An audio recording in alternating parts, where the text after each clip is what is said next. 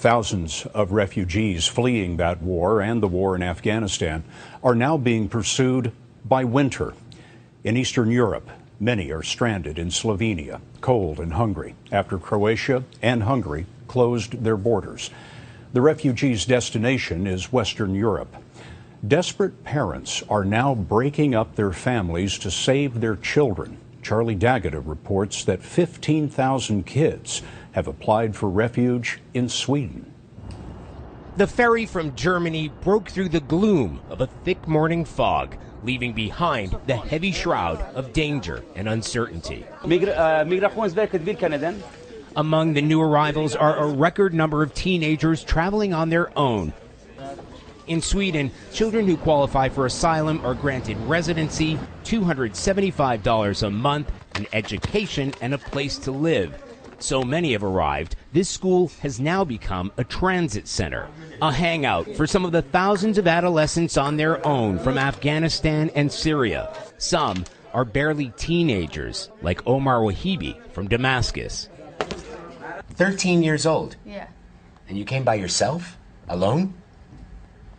Yes. Omar told us his parents had made the decision when the war wouldn't let up. They said at least in Sweden, he wouldn't die. My mother was crying, he said. She was very upset that I was leaving. Do you remember the last thing that your mother and father said when you left? They said I should go, he told us, and they hope one day to see me in Sweden. For many, that's the aim, to be granted asylum and then bring their families over too. Matilda Brink-Larsen is the social worker who runs the transit center. She says many of the children are traumatized when they arrive.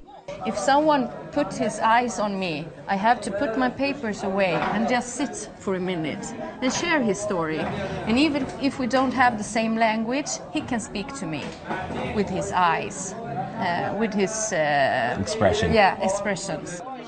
She and her colleagues are trying to give them hope for a better future. So when you grow up, you want to be a doctor? Yeah.